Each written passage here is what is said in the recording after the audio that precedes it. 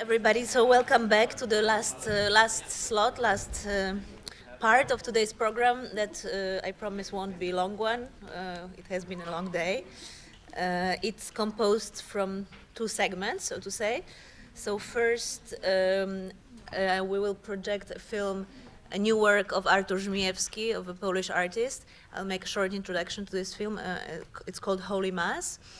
And then there will be a metaphorical curtain closing, and where we will speak about a curtain present in this room, and also just very short attempt at the history of this migration of a curtain from theater to the visual arts. So first, there will be so the film that Zmijewski made is actually not really a documentation. It's a new work based on the performance that he organized in dramatic theater in Warsaw, Teatr Dramatyczny, back in 2011, and then again this autumn in Stary Theater in Krakow. And it has been very interesting for Polish context especially, very interesting experiment of trying to stage or staging one-to-one a Catholic ceremony, Catholic Mass, which takes place in so many Polish churches every day, especially on Sunday, and relocating it to the place where another ritual, a secular ritual, is happening every night, so namely the theater. And actually, he says himself, what is important to understand the origins of this work is that, as you know, I mean, it's also a stereotype, but it's also true. Poland is extremely still dependent on the church, and it's a very Catholic country. And the influence of the church in the cultural life also is it's very big. And in the recent years, we have experienced twice periods of national mourning. Once after the Pope John Paul II died in 2005, and then there was like a 10 days to 2 weeks, namely it's a long period of national mourning. And one of the effects of this is that all the cultural institutions are closed during this period. So the artists also started to ask themselves, but what could be, is it really a right decision to close down the cultural institutions in these moments, And then Żmijewski was also asking what actually could be played, which kind of repertoire could be played during those days. And I think that was maybe the first time that this thought of creating a Holy Mass as a theater piece appeared. And then again, maybe you remember 2010, I think it was, there was a plane catastrophe in Smolensk with the Polish, big part of the Polish government. So again, 10 days of national mourning, and basically all websites black and white, and capitalism was switched off, and also cultural institutions were switched off. So we have gone through those two very interesting periods, and it has affected the cultural debate too. And it has led to Żmijewski proposing this piece, which is not really in the repertoire, but has been presented twice and done without any irony, and as he says, extremely seriously. We will see it. It's a little bit. The film is also presenting kind of a making of this performance. There is one priest and an assistant to the priest, or yeah. I don't have a proper vocabulary in English, but somebody assisting the priest. Maybe you can help me, the native speakers. Yeah. And I also thought it might be interesting to show it in Holland, which is such a post-secular society. And actually, looking at little research, I found out, that one of the phenomena in Holland is, which for Poland is absolutely unheard of, is that every week, more or less, you have 3 churches that are closed down because of, there is no, communities of non-believers is growing, and the country is going towards, or at least seems like, towards post-secularization. I mean, maybe at least in the Christian belief.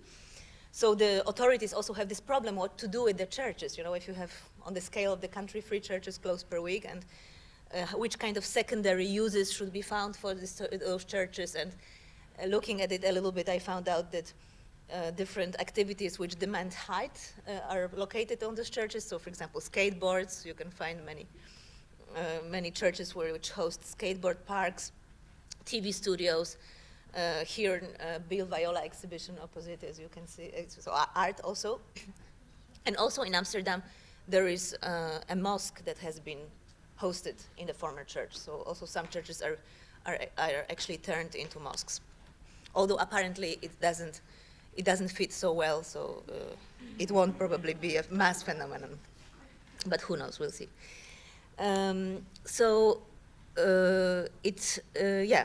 film is 17 minutes.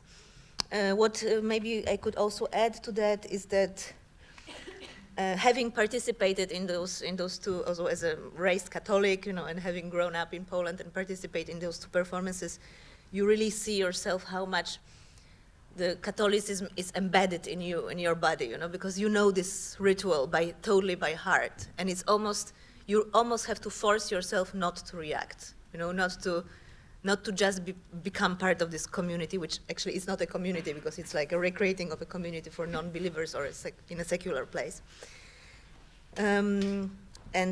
Also what I find really interesting in this piece, that somehow Zmijewski finds really nice way, quite serious and solemn way to criticize church, but with the words of Jesus, because it's exactly one-to-one, a holy mass, and there is also a sermon. And the sermon, so this more free improvised moment, has been written by Igor Stokwiszewski of Krytyka Polityczna. So it's like a left-wing publishing house, left-wing organization. So that was maybe the only moment where kind of a voice of an artist and his background, his artistic director of Krytyka Polityczna, was expressed within it.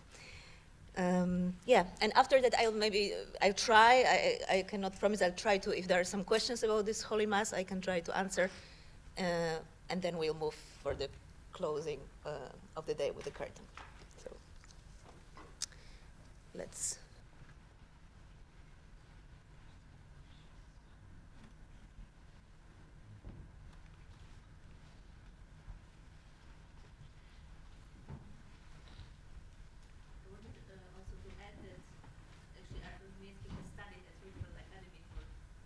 One year, I think, back, I don't know exactly which year, but was studying in the 90s in Warsaw, so probably that was also the period that he was here.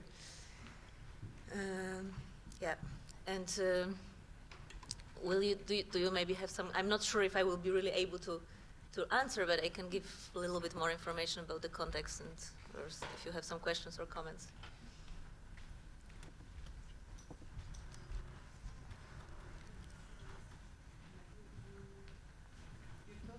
The sermon made by his friend or colleagues, because he's also working in this newspaper also. Do you know, maybe, because I don't know about the sermon, so maybe you know about the topic, if it was about faith or political faith, or where we could read it or watch it, maybe? I don't know. Or why maybe it was also cut out of the ceremony. Like this. Well, I was also actually surprised that he didn't include the sermon, although the sermon itself, it's maybe too long to be included. Maybe that was an artistic decision. So there were two sermons, because the performance was made twice, yes? And the Mass is, of course, following a liturgical calendar. So depends, the sermons are always also connected with the evangelic reading, which is on the day. So this Mass was performed, I think, on November the 3rd, 2011. So according to the liturgical calendar, on November the 3rd, you read certain part of the Evangelia. So of course the sermon is somehow referring to the story that has been read. And in Krakow, in October, when it was reperformed, actually it was, I don't recall it so well now, but it was a very tricky sermon in which all the words like collaboration, kind of a pejorative words were employed as if the church was willing to broaden the scope of its community. So there was also a word play, a word game of having this, evangelic meaning, but employing the words which are usually used in the critique of the church. And where could we read this sermon? Is it I'm sure they will be happy, if you write if you are really interested, I can just put you in touch with the person, Igor Stokwiszewski, who writes these sermons, and I'm sure he will be happy to share it. Okay, thank you.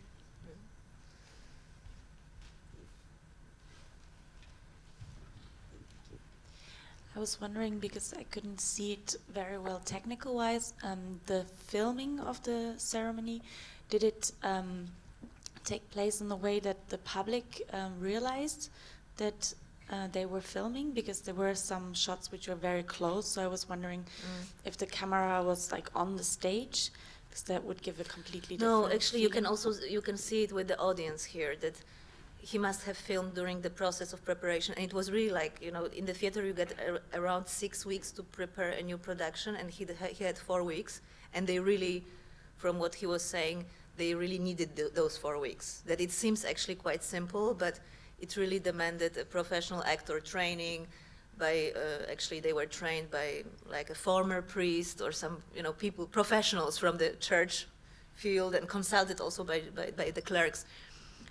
So he must have assisted during those rehearsals. He must have taken the closer shots, and then you also see with the audience that parts of it must have been filmed during the general rehearsal, when there is only few people sitting, and then when you see the large crowd, more anonymous crowd, it's during the real performance. Thank you.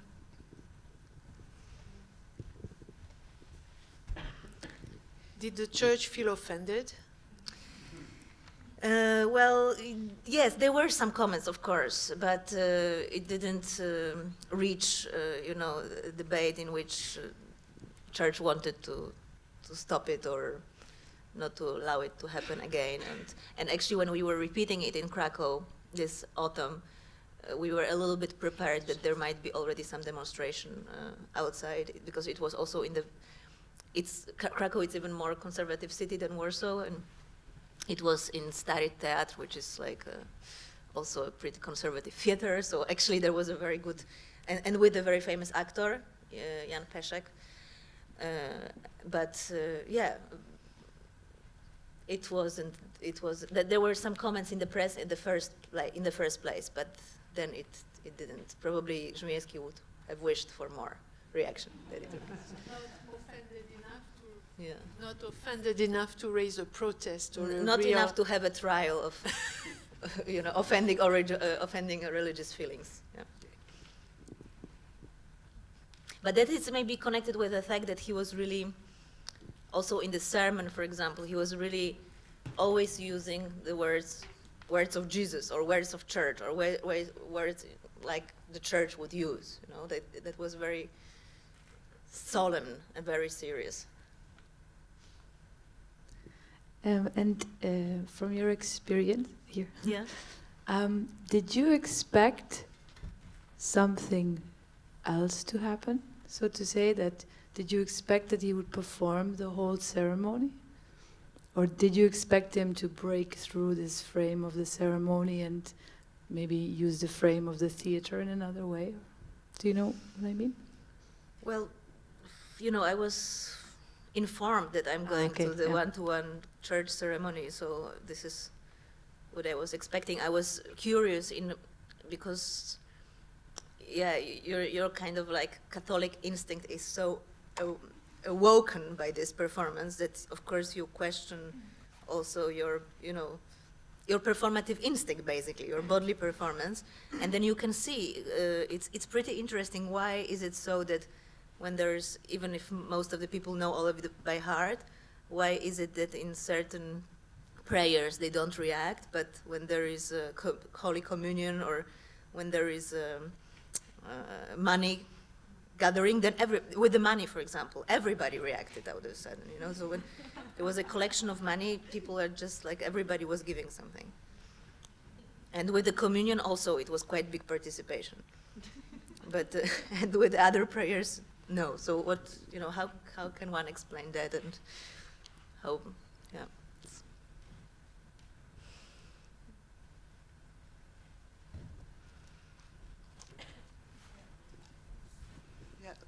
maybe already preluding to your next movement towards the curtain. I've been in Armenia, and I attended Mass in the Armenian church, and there you have a curtain all the time. So you don't have that in Catholic Mass, but in Armenian Orthodox Church, they open and close a curtain every time when the priest is speaking, and then there is singing, they close the curtain again. And I was just thinking of this bridge between that thing of the theatrical being in Mass anyway. I mean, it's not so blasphemic. It has always been a form of staging something for a public. Of course, yeah. The origins. Yeah, but I think that was one of the, if I'm not mistaken, during the separation of Catholicism and Orthodox religion. That also there was this question of the altar and the curtain and the partition. Right. Yeah.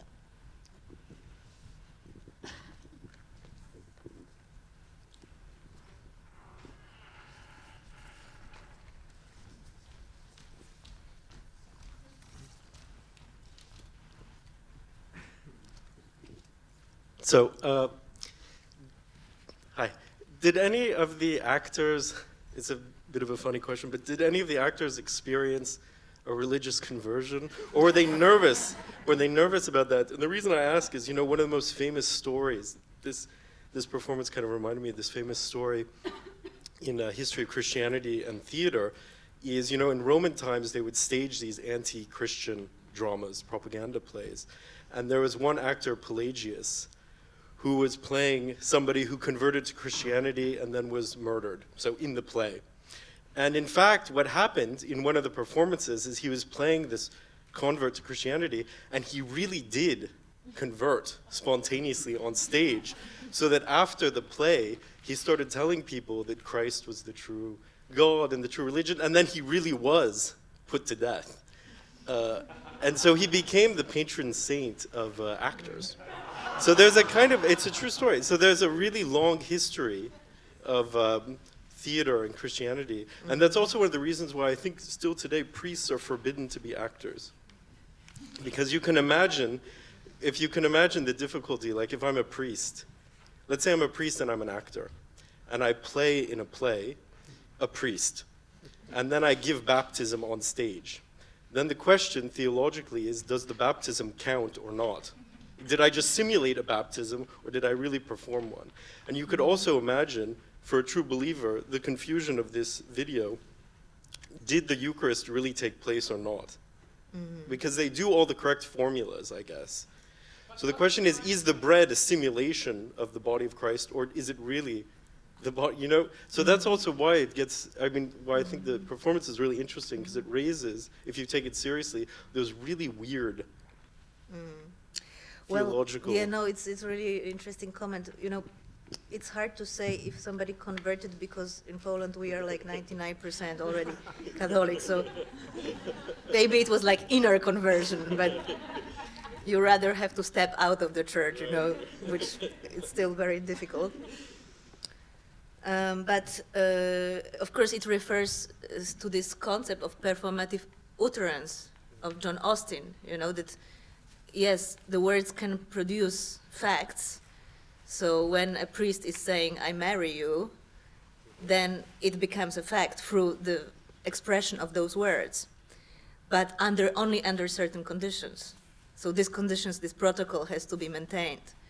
And this is probably legitimization by the church in this case, yeah. And here, obviously, it wasn't legitimized by the Catholic Church. So in this sense, it's not performative in a sense of efficiency or making things happen, right? But it is maybe for another community, which is an art community, which also, without willing, so shares some kind of a belief. You know, a belief to, or is it a belief, but we spoke about doubt also, but there is, if we believe in something, for example here, fellow producers, as Ekaterina said, probably it's kind of a sphere of art, even if we doubt it.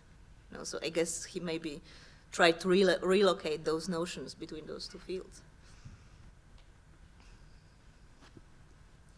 But actually Claire was mentioning yesterday that Richter, was it, that he converted, or we could double check this information, but after he has been commissioned by the famous cathedral and music Ludwig Museum and cathedral in Cologne to do the windows, and then apparently this has led to a conversion.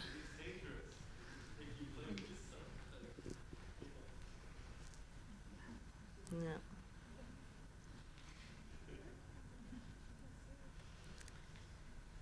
Yeah.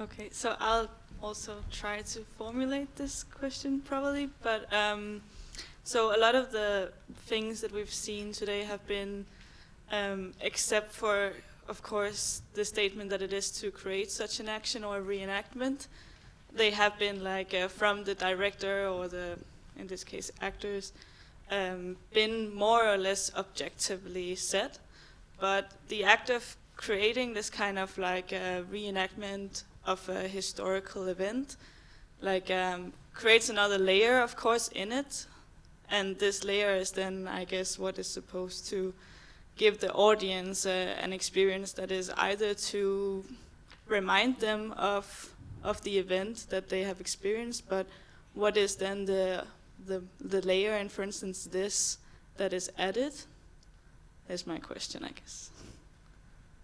Did that make sense? The question is what is added. Yeah, so I mean, when the event is reenacted, it's not just, it's no longer just like a replica of the event that has already been there, because there is another layer that is added when you replicate something like this. And so what is that layer in a case like this? What do you think is that layer? Well, for sure the displacement is this layer. Yeah, the power of this performance is its displacement.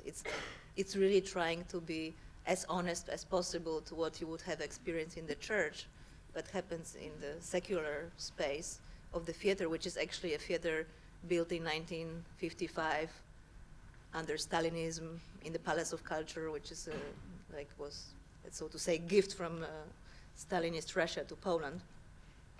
So I think, yeah, I mean, this is the displacement, the recontextualization, which not only in the reenactment, but I think in general, one can expect from art. You know, that when you ask yourself what do you want, what do you expect from art, very often you expect that you will see things differently or you will feel things differently, and this occurs, I guess, very evidently here. Yeah, I guess I'm not able to formulate what I have in my head completely, but I mean, also with the former film we saw of the court case being reenacted, which is then in a space that has like a historic relevance also for all the court cases being put in a site that, I'm just wondering about like the replicating of these events, the reenactment of the events, if there isn't I don't know, like sort of a gap between this layer and how the audience is perceiving it. I'm not sure I'm completely able to get this. I think I will. Revisiting. It was, I mean, it probably can be seen as a reenactment. No, it wasn't. Yeah. Then a revisitation, but I mean, I don't know. I think there's still like a. But I mean, with Milo Rao, I guess it was an attempt of trying to formulate certain debate which should have happened in the real realm of the real or the public sphere, but didn't, and using theater.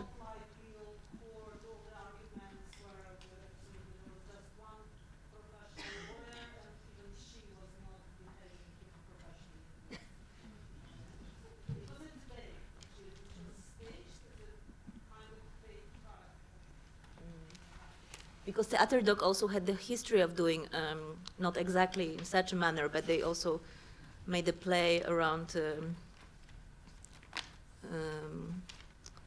Magnitsky case, another case that has been unresolved of a oligarch who was actually led to die in the prison, and it has never been properly debated in the Russian society. So it has been also like the theater means have been used in order to bring this as a debate.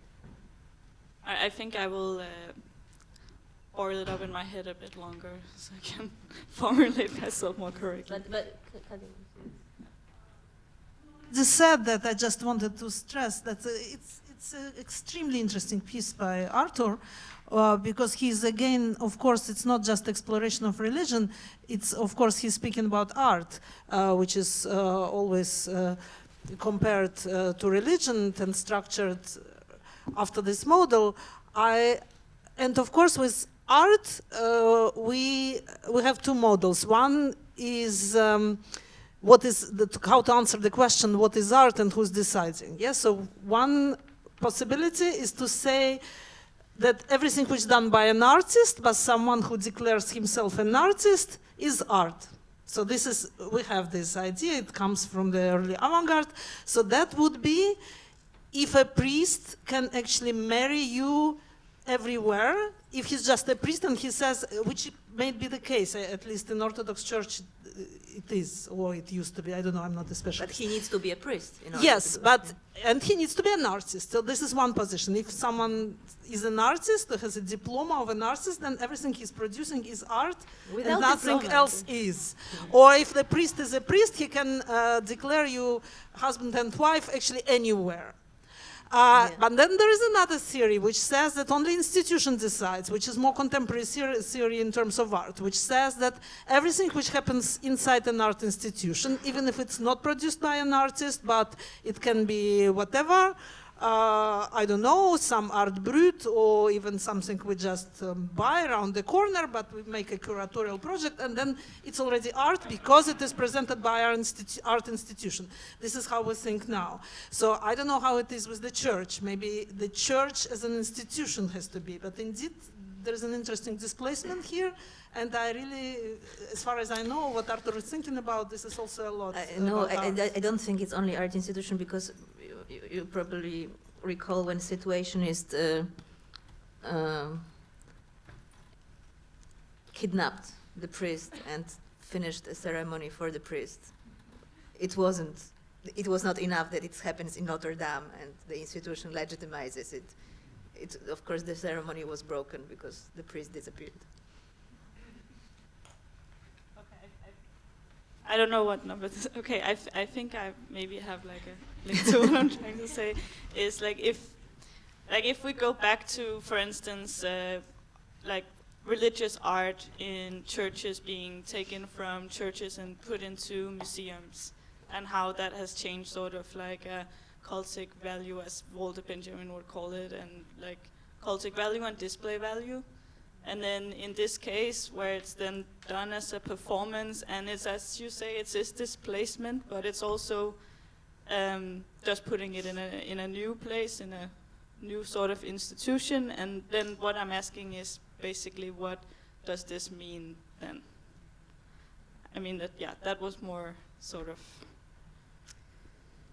Well, I think we have been trying to reply together what it means, and probably it means something else for, for somebody who has been raised in Poland and who has actually kind of almost empathic bodily feeling towards it, than to somebody who has been raised in post-secular Holland and sees it completely differently as a piece of art. So it's hard for me to now respond what exactly, there isn't one meaning, to it.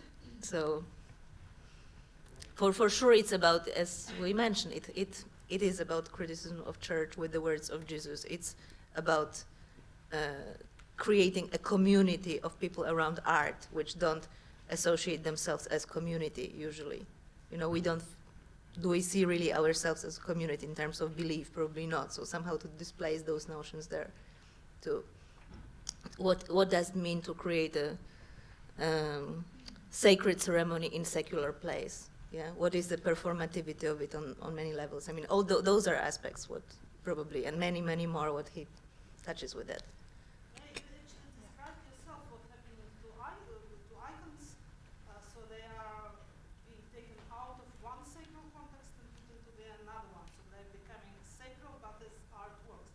this operation, which is normal for all of the art history, which used to be several objects before the 19th century or Renaissance. But it was never actually done for performances. So this is what he does. So he's Could I? Yeah, that's. Could I break in here? Because I have the microphone. One of the things that I think is worth thinking about is the difference, well, let's just say broadly, the difference between ritual, sacred ritual, understood as ritual by its participants, and theater or other kinds of performances. And it seems to me a fundamental difference is that ritual is thought to be efficacious by its participants. So when people, to be what? I said efficacious, it's felt to actually do something, something actually happens, and something changes. You were talking about performative utterances, so that if the priest says, "This is my body, this is my blood," that bread is believed to have changed, to transubstantiate. If the priest said, "I now pronounce you husband and wife," or whatever, something happens. When people, and I'm being general here, but if people go to a mass, regardless of what they think of it aesthetically, the point is that the transubstantiation occurs, and that's the purpose for going. When people go to other kinds of performances, the aesthetic is usually what's most important, and people will evaluate the performance on they'll articulate various aesthetics as to why it was good or why it wasn't good.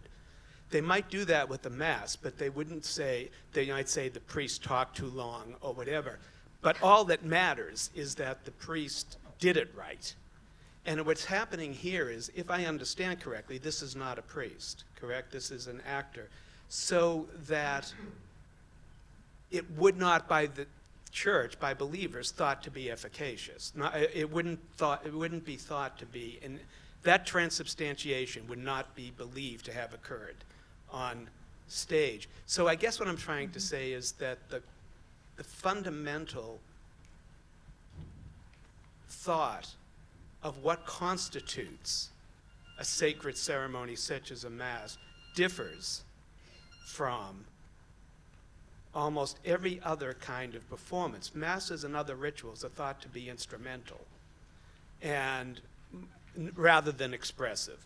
And again, I don't know if I'm being clear here in what I'm trying to say, but, Yeah, no, absolutely. but I think it's an important point to keep in mind. Recontextual, that wasn't just a mass performed in a theater, that was a theatrical recreation.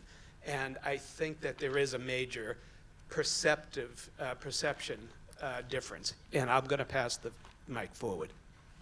I'm itching to respond because I went to the Krakow version of this, and I completely agree with what you're saying, but the genius and troubling, the anxiety provoked by this performance was precisely the difficulty of sustaining that division between your knowledge of something as a ritual practice and your aesthetic experience, and you were caught right down the middle to the point where I was so disturbed I was in floods of tears after this performance.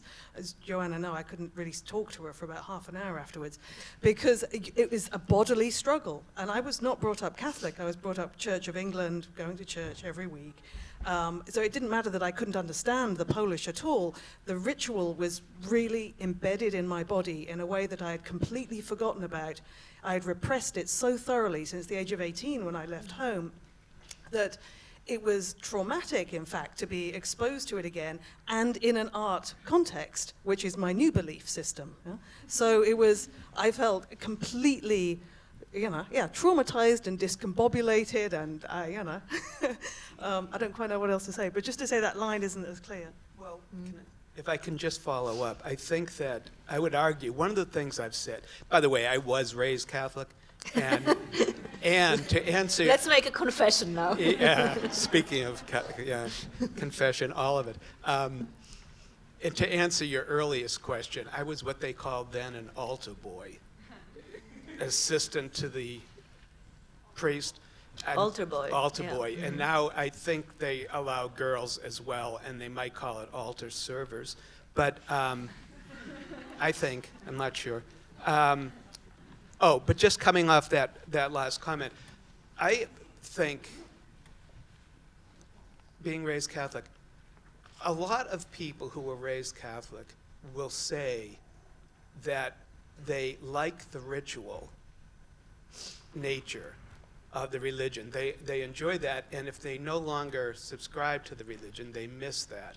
And I would argue that, and this is what I think you were saying, Claire, that I would argue that there's a distinction made between the kinesic or the ritual elements and the dogma. You mentioned they cut the sermon out. I find that every once in a while I want to go to church because it's Christmas or because it's Easter or Lent, and I get there and I find myself thinking, as soon as they start telling me how to interpret a text, or I find myself completely rejected and move from it. But the physical nature of it, ritual, I said yesterday in another talk that festival is sensual. Ritual is, it has movement and sound and song and smell, bells and candles and all of that. And that works on a corporeal level. And I think that is captured on stage and can be shared. I would also finally say that I think an awful lot of people in this world today, perhaps the postmodern world, we were talking about this privately, have left their primary belief systems and miss the experience of a ritualized relationship with the universe. And as a result, I think we see a great many attempts to create. We see a lot of emergent ritual, I think, in secular aspects of life. And I think it's because people want that physical experience that you were talking about. So that's another comment. No, thank you very much. I made some notes, so I will tell Artur how fervent the discussion was here. Yeah. Maybe last comment, and then we slowly move towards the end. I hope I still know what I wanted to say, but I had a feeling that making this performance in the entire theatrical ritual of the Catholic Church, it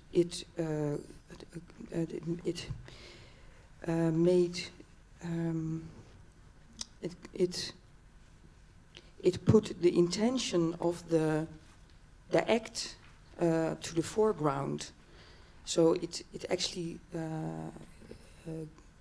the Catholic ritual got rid of its theatrical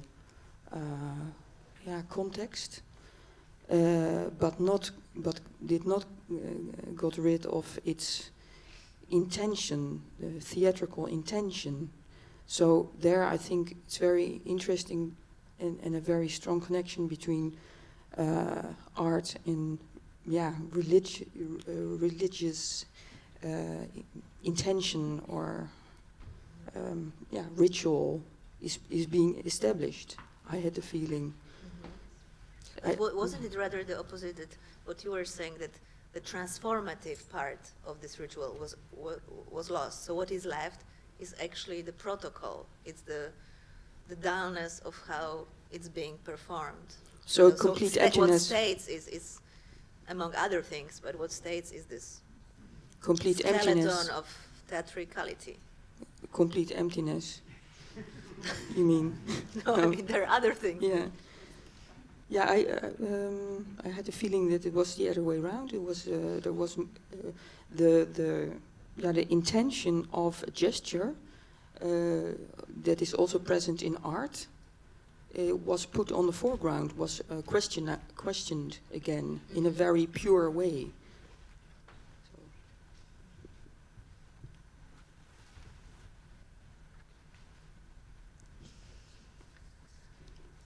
Okay, shall we? Yeah. Okay. Last comment. Yeah. We need to wrap up. Yeah. So. Just quick. So, as a Protestant, since it seems to be raised up Protestant, I think we have the advantage of not believing that it's wine. So it's a symbolic act, and actually it's like a bit what I was trying to say, what theater could be, can be. It's true, it's real, and it's not real at the same time. So it's not make-believe. And this, I think, for me, Artur's performance in some way is actually asking a bit an old-fashioned theater question. And it's about, do I believe it or don't I believe it? And he brings it in a feedback loop somehow, so you cannot solve this question, which is very interesting. But as a Protestant and theater person of today, I would say it's a problem of the past for me. In this regard, because this question doesn't exist so much anymore. And maybe just to, I wanted to bring just for the end maybe another theater maker in, Christoph Schlingensief, who moved into church basically a bit in his last works when he was very, very ill. And he used to be always, since his work probably is outside of Germany, not that known, he always was on stage, he was always intervening, he was pushing actors off stage and bringing stuff on and so on. So there was complete chaos and he would always be in the middle of it. And suddenly he was very, very ill and had still the need to be in there, and he kind of like brought back the church of his childhood and rebuilt it in a theater. So it was the opposite. It was an exact reconstruction of more or less an exact reconstruction of the church of his youth, where he was a altar boy, and basically put him in there with his illness and his dying in a way. So he transformed the theater into a church, and at the same time the church into a theater, where it really became unclear. Is it about spirituality? Is it about demasking it? Is it blasphemic to put yourself in the position of the suffering Jesus in a way, and so on. So it was really a very complex issue, and I just thought it's interesting that it was about it. It was a bit earlier, but about at the same time as this work was done. Okay, thank you very much for all those comments. I wish Artur Żmijewski was here to respond. Maybe there will be another occasion. So this is a good moment maybe for closing. No. For closing of the day and coming back actually to yet another object in this space, which is that object that you probably have noticed and probably wondered what it was. It's actually, Katja, you mentioned this religious icons, and when Malevich did the black square, he also famously hung it just in the position as icons were hanged in the corner back in 1915 in the first suprematist exhibition. But as I mentioned earlier, maybe it's not so well known that the very first idea of the black square appeared actually as a theater curtain in, oh sorry, password.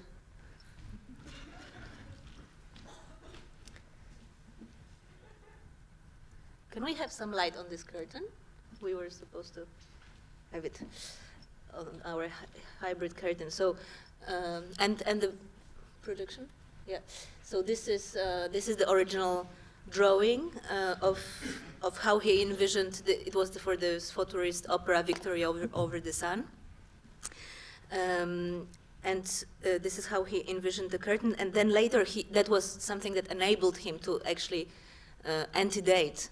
As he was doing also later on in his life, but to antedate the creation of a black square, because it was already meant as a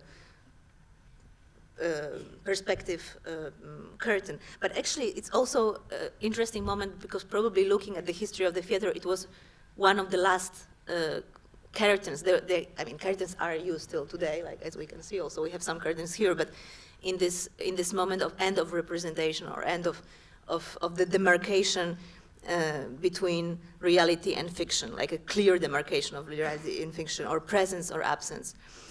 So I just have some loose thoughts on curtains, which I'll try to share with you. That curtain was an instrument of forgetting, of course. It was kind of a producer of discontinuity that people at one point before Brecht were so much, and before Futurism, were so meant to believe or so attracted to what is happening that there must have been a cut of a curtain. So curtain was bringing that discontinuity. And then looking at the history of the curtain very briefly, I could say that already in the ancient Greece, there was this so-called skene, so it's like a kind of a scaffolding. It's not really yet a curtain, but a barrier, something we might see in the Orthodox theater actually, this kind of an altar, which gave maybe the origins to the curtain. Then the word was coined in the ancient Rome in Latin, so curtain comes from the word meaning enclosure, so separation. But it was permanently closing the stage from around 17th century. So, for example, in the Shakespearean theater, curtain was only used in very small part. There was a balcony structure and the curtain was in the back, only for some scenes. So what were actually curtains using for? Curtaining devices. They were engineering of darkness. They were concealing the scenery changes. They were changing the plot, of course, also.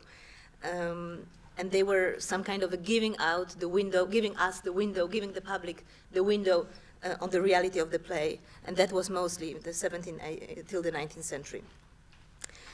Then, with its absence, when slowly curtains started to disappear, it started to stand for a fourth wall, so-called fourth wall. So even if it was not there, somehow it was there, that there was this demarcation line which couldn't be transgressed. And many different stage vocabulary has appeared connected with the curtain. So there are English expressions like good curtain or curtain call, to call for a curtain to go down and to stop what is going on, or a curtain speech. So again, this demarcation between stage, life, or curtain, and death. And then the curtain there is a very rich story. I just found few examples to walk you through. This is the biggest artwork made by Pablo Picasso in his life. It's a curtain from Parade, from the ballet of Eric Satie and Jean Cocteau. And it is in the collection of Centre Pompidou, but Centre Pompidou have never had a space big enough to exhibit it. And now with the opening of this new Centre Pompidou in Metz, they actually designed in a big space, big enough, and this curtain will be there now on display. But this is still an artist, let's say, serving as a scenographer, as a decorator. And then again, of course, Bertolt Brecht was somebody who really reflected on the necessity of doing something with this thing, or maybe not getting rid of it entirely, but having it as a part of the stage apparatus. But so he was doing something what it was called half curtain. So to make sure that you can see the whole changes of the set, that you don't identify too much with what is happening, that you see the machinery, that you see the light changing, and half curtain was very much used as a prop, as an actor too.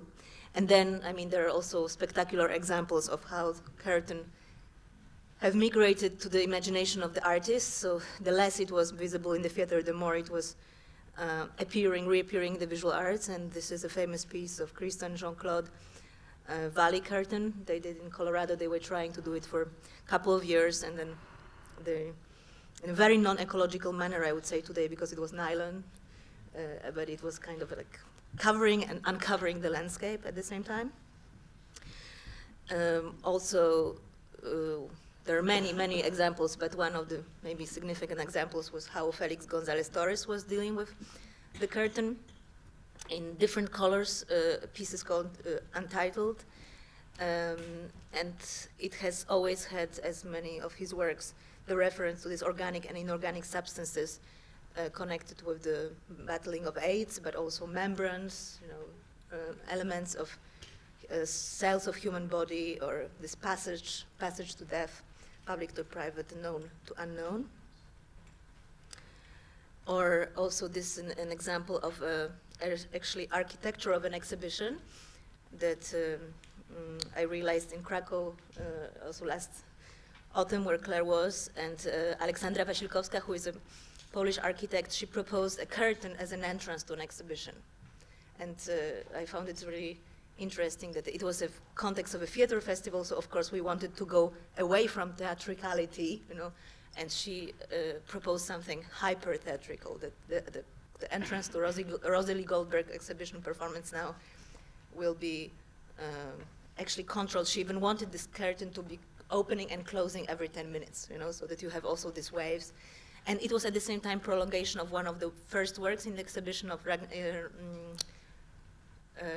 Kjartansson, Bliss. So yeah, the curtain triumphantly came back. And parallelly in Cantor Museum, there was also an exhibition with Ulla von Brandenburg, curtain opening also a new collection with the Cantor Museum. So there were, out of the 7, at least 2 exhibitions opened by the curtain in the same city.